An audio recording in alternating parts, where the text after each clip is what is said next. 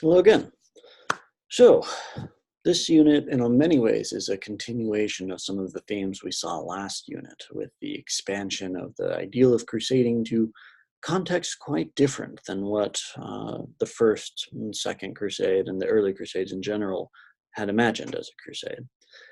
We saw this sort of dual, divergent trend in Europe of crusades redefined broadly to be any enemy of Christ as defined by the Pope, and popular crusades that were, to one extent or another, anti-clerical.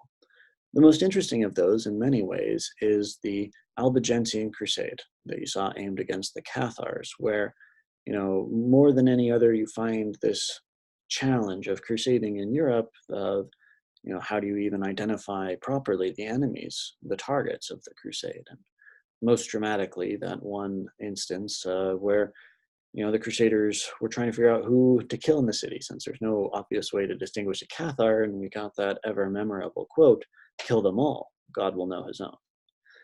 Anyway, in the Albigensian Crusade, you get first articulated this argument that, crusade for 40 days and get your plenary indulgence. And that will be the model that now will be applied in Spain with, in many cases, similar results.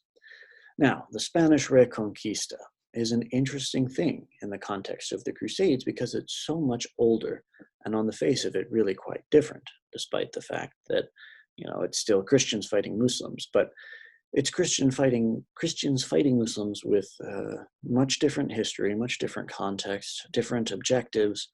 It's really quite different.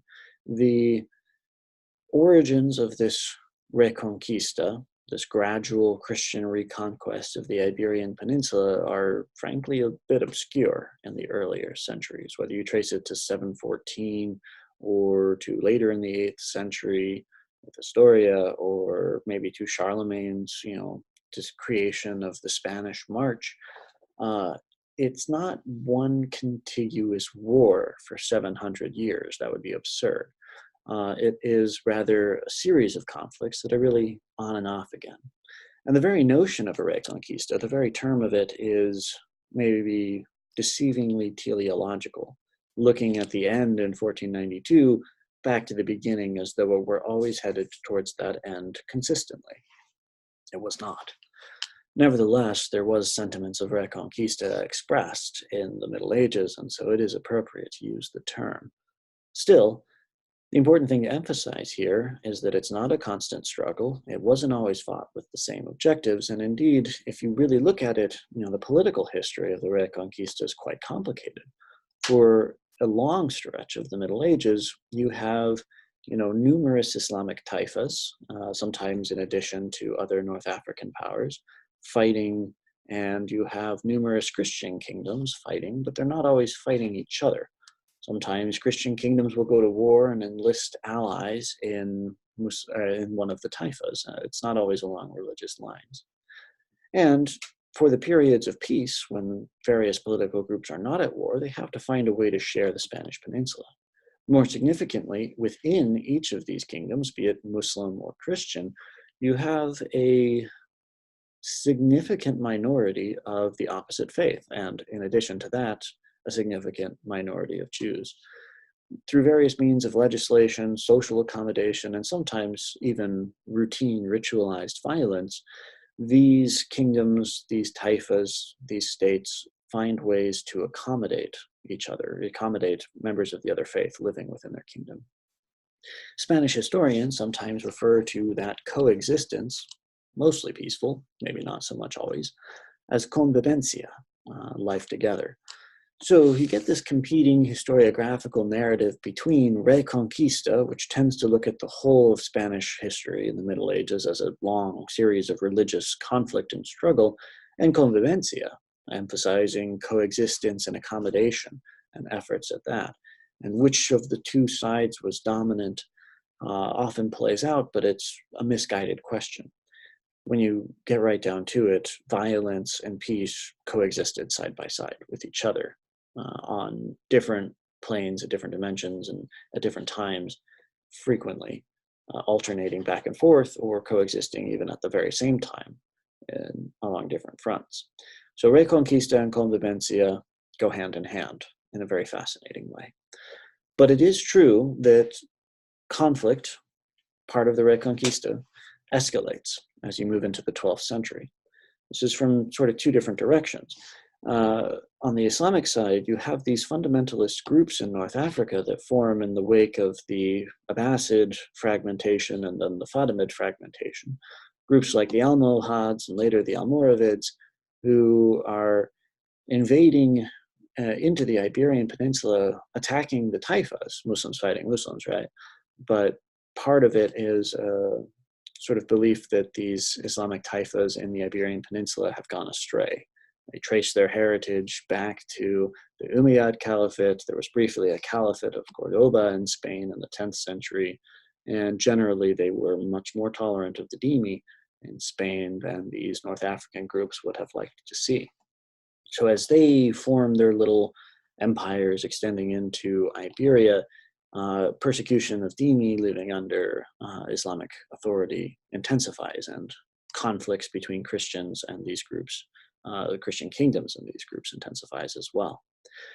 It's in that context that we can look at the Crusaders on their way to the Second Crusade, the English Crusaders, who stopped over in Lisbon during the sort of reconquest of the city of Lisbon and contributed to that on their way to the Second Crusade, apparently seeing it as an extension of their crusade, which, fundamentally, this is a very different conflict with very different ends. And those, Muslims in Lisbon had really nothing at all to do with Nur ad-Din and his conquest of the county of Edessa in 1144.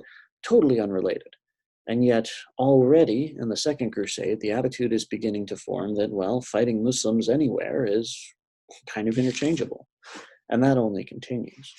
In the reign of Innocent III, whom we so often have mentioned in this course, you get a sort of reframing in the light of a particular conflict that you'll read about of the Reconquista as a crusade.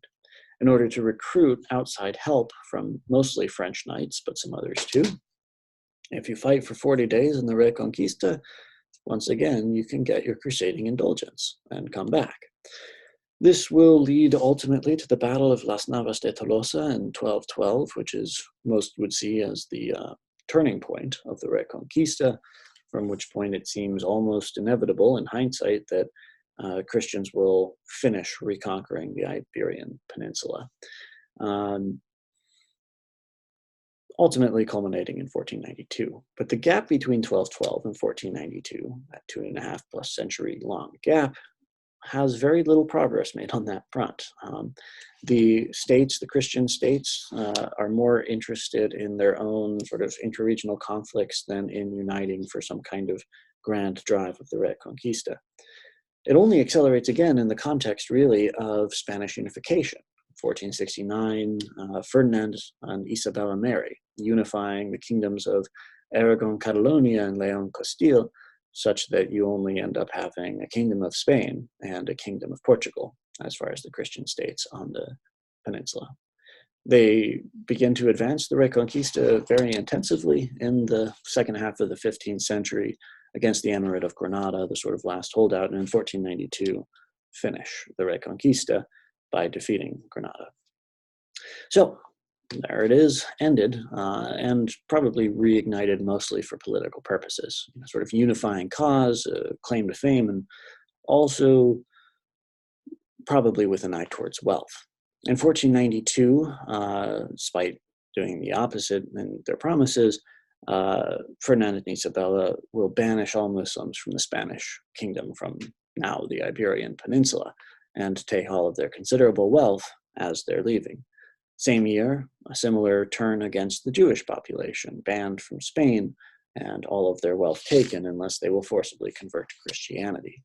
So 1492, Columbus sailed the ocean blue using largely stolen money that the Kingdom of Spain had recently acquired. But these other two events should also be remembered in tandem with that. And the aftermath of this is also interesting. Many Jews and Muslims convert to Christianity as a result of these pronouncements in 1492.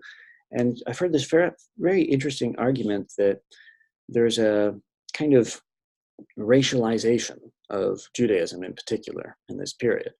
Uh, Christians, are paranoid for some reason about closet Jews, if you will, secret Jews, people who are pretending to be Christian but are actually Jewish, and begin to persecute as a result um, convert Jews, Jews who had converted to Christianity. Now, Judaism is seen not so much as a religion as it is a race. I've heard one cogent argument suggesting that race, the very category of race, is invented in 15th century Spain, although you could reasonably problematize that on several levels. The Inquisition is empowered and entrusted to advance then this campaign to root out secret Jews, which previously had been created in response to the Cathars in France, but the Spanish Inquisition takes a particularly bloody history and infamous reception on account of this expanded message, and will later, after the medieval period is wrapped up, basically turn its attention also to witches and the trials of witchcraft, which are by no means unique to Spain, but are generally happening across Western Europe in the early modern period. But all of those legacies of the Reconquista worth considering as you read some of the interesting dynamics, the back and forth of the Crusade version of the Reconquista as it will play out. All right, see you next week.